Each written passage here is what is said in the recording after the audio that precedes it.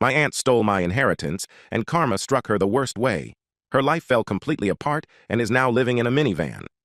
My aunt was one of two kids my grandparents had. My mother was the polar opposite of my aunt. She worked from the age of 12 in my grandfather's shop, never asked for anything, and eventually managed to start her own business. My aunt never held down a job till the age of 26, was constantly stealing from her parents, and was constantly in trouble. Despite this, my aunt was spoiled by my grandmother, and so were her kids. She had 3 kids from 3 different men, and her first husband was not one of them, if you know what I mean. Didn't matter what my aunt or her kids did, my grandmother would always jump to their defense. She never had time for my mum and her kids, unless it was to get something from us. The only reason my mum would visit her was because she loved my grandfather. My grandfather passed away in 2004, and a few months after, my nan decided to write up a new will. My mother and my aunt were both present for it when she signed it, so they knew what was in it. It made it so that when she passed away, her home would be sold and the money split 25% each to my mum and aunt, and the remaining 50% would go evenly to the grandkids. At the time, the home was worth more than $500,000, so it would be a nice little inheritance, but nothing life-changing. In 2010, my mum died after an accident and did not have a current will in place. As she no longer had her business and was renting a house, she didn't have anything of much monetary value. The only thing she was concerned about was what would be done at her funeral should she have passed away, but had told me everything she wanted. The music, the flowers, the coffin color, and even what people were to wear at the funeral. She wanted people to wear bright, warm colors. So when she passed, my aunt and nan took over all the arrangements and tried to undo all the things I'd told them. The songs were going to be songs I knew Mum didn't like. The flowers were all the wrong colors, and they picked a hideous coffin. With the help of my siblings, we were able to change a few of the things back to what they were supposed to be. But the coffin couldn't be changed for some reason, and my nan refused to let people come dressed as clowns, so it was all black. It was frustrating. After the funeral, my grandma had her will changed. My siblings and I were told by our aunt that she didn't have any involvement with the writing of the will, and our nan told us that she changed it so that Mum's share would go to her kids instead. All good, we thought. After Mum passed away, my nan just stopped talking about my mum. At first, we thought it was because she was still recovering from losing her daughter, but even 5 years after Mum passed, she still wouldn't talk about her. Even if you brought up a story about Mum, Nan would very obviously try and change the subject, usually about how hard my aunt and her shitty kids had it. And if you went to talk to her about your own problems, she would somehow bring it back to my aunt.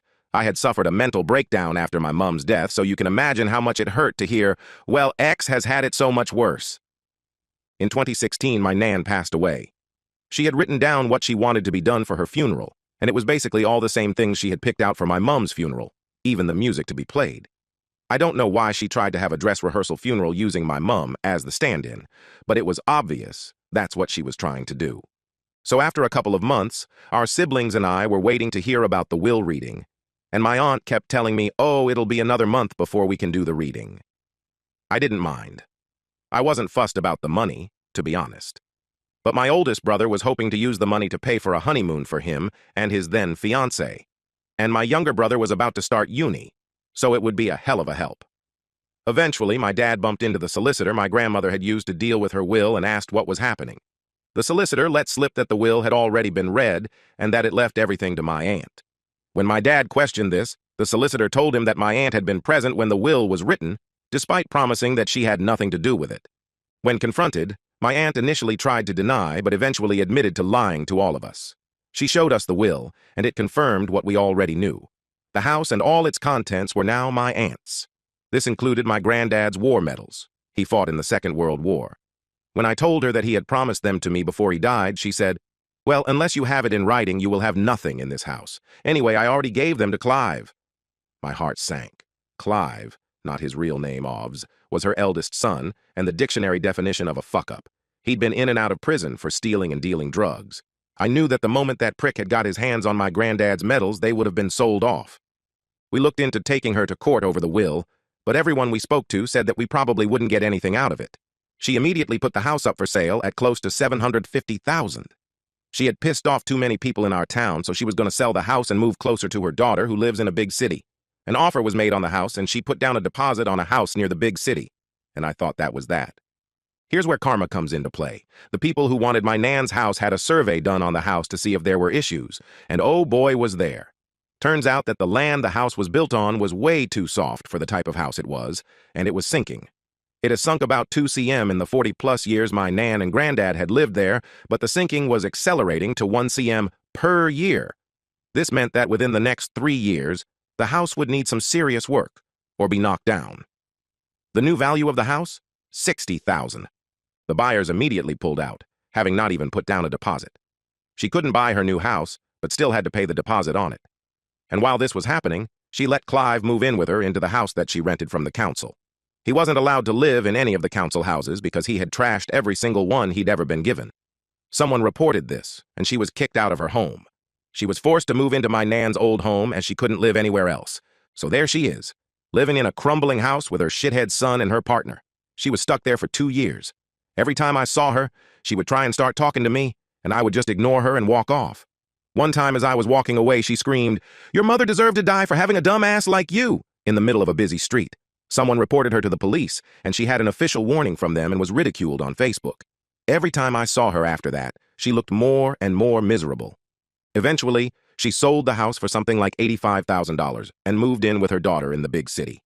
I lost contact with her and her kids after this. I thought karma had been issued. Oh, but karma still wasn't done with her. I bumped into one of her former friends, and she told me what happened after she left our town. She moved into her daughter's home, let's call her Sue, but they only had a 3-bedroom house and 3 kids. My aunt and her partner had to live in the smallest room in the house, while my aunt looked for a job and a home to rent. Even with $85,000, she couldn't afford a home anywhere. After about a month, my aunt's partner ran off after emptying her account. She was left stranded in Sue's house, not contributing anything because all the money she makes goes into bingo. Eventually, Sue and my aunt got into a screaming match, and my aunt said something along the lines of, "I should have aborted you." Sue immediately kicked her out of her house.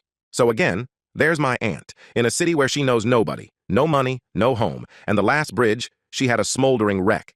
The last anyone had heard, she was living in a caravan in the roughest part of the city, and she could no longer work because she was suffering from early-onset arthritis and could no longer move her hands. I know I shouldn't get joy out of something like this happening to another person, but does bring me some peace as to what happened. Update. Hello all. Around a year ago, I told all of you about my aunt stealing my and my siblings' inheritance, and I thought I'd make a quick update.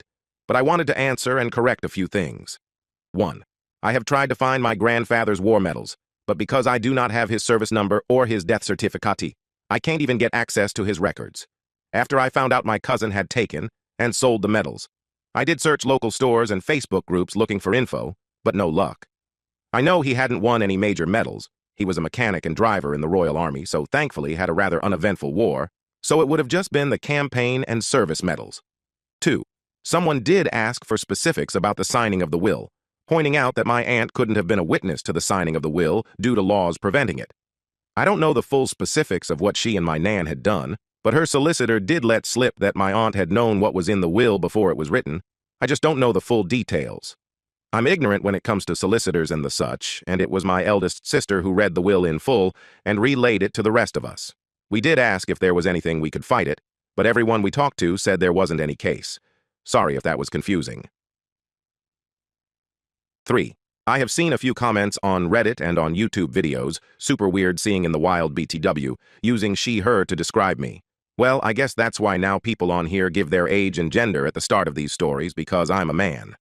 32M, in case you were wondering. I wasn't annoyed or upset about it, I just thought it was funny, lol. 4. Someone asked what a caravan is. They're what we call travel trailers in the UK. Think of a fiberglass, aluminium box on wheels. People in the UK use them for short holidays, and they are not fun to live in for an extended period of time. I have experience of this, and it sucked. Anyway, on to the update. So when I last left off, my aunt had been left abandoned in a big city and stuck in a caravan with crippling arthritis. Well, a few weeks after my first post, I had gotten news that she has somehow found a new BF. How, I don't know, because my aunt had the look and build of an obese pug, and that was when she was in her 30s. So what she looks like now in her mid-60s doesn't bear thinking about. Well, she and her new boy, Toy, I think I just threw up a little, decided to move to a seaside town and start a new life. Well, you can guess what happened. Boy Toy must have gotten sick of her, or found out she had no money, so abandoned her. During an argument with her landlord, she suffered a heart attack, and while in hospital, she suffered another. She has recovered, but is even more disabled than she was before. She's been given a home by her local council, But it's okay, guys, because Clive has come to live with her. Oh my God, Clive! The fuck-up who sold my grandfather's medals and lost my aunt her home. The man is a walking episode of Jeremy Kyle. Editor's note. For those outside the UK, Jeremy Kyle was a tabloid TV show similar to Jerry Springer in the USS. After my aunt left my hometown, things started to look up for Clive. Someone took pity on him and gave him a job as a laborer, and for a few months he was doing well. Looking clean and well despite everything that had happened, I was glad he was getting his life back on track. Well, it turns out not. He was given a work van to go from job to job, and one day came to work with a black eye and no van. He told everyone that he'd been carjacked and the van stolen. Sadly, for Clive, they found the van, and a very confused man wondering why the police were arresting him. After questioning and a text exchange, they found out that Clive had sold the van to the man and gave himself a black eye to make it look like a theft. Clive was arrested. He was massively lucky because his boss didn't press charges. The boss told me later that he only did it out of respect for my grandfather, and all the police did was fine for wasting police time. After burning through all the money he had, he was again homeless. His only lifeline was his younger brother. Let's call him Colin. Colin was in the armed forces and a pretty high rank from what I've heard. Colin was away from home most of the time on deployment, but had managed to buy a nice home in our town. He let Clive live in his house on the agreement that he pays part of the mortgage. You know where this is going. He stopped paying, stopped maintaining the house, and treated it like a drugs den. Colin asked him to leave, but Clive used squatter rights to prevent removal. Because Colin was overseas, he couldn't come back and sort it out and kick him out in person, and had no one in the area to wait for Clive to leave and change the locks behind him. So Clive lived in the house for 6 months. That was until a pissed-off father broke in and beat the shit out of Clive. You see, the father had found out that Clive, who is 41 BTW, had been sexting and selling weed to a 13-year-old girl. After that, Clive abandoned the house and ran off to Mummy. From what I've heard, Colin had stripped the house and is selling it to move closer to his base. We found most of this out from my aunt's daughter, Sue, the one who kicked my aunt out. You see, my brother was on holiday in Turkey, and just so happened to be in the hotel room next to Sue. She was very apologetic to my brother and thought we might like to know what had happened. She seems to have a nice life and family and no longer lives in the house she shared with her mum. I am generally happy for her, although I don't think I will try to mend our relationship. Sue had said some spiteful things to me in particular and had never reached out to apologize. I might still feel a little bit bitter for that. As for my aunt, I don't know how to feel. I do hope she gets better and grows enough of a spine to kick Clive out, as it will only lead her to more trouble. In some ways, I do wish I could rebuild a relationship with her. She is the last living link to my grandfather and grandmother, as well as my mother's only living sibling. But I know I could never trust her, never not see that face and the spitefulness that she had for me and my family. She chose money, or what she thought was money, over us, and I don't think I can forgive that. But I'm not going to go out of my way to do her more harm. I'm just happy that I am in a better place now. Happy that I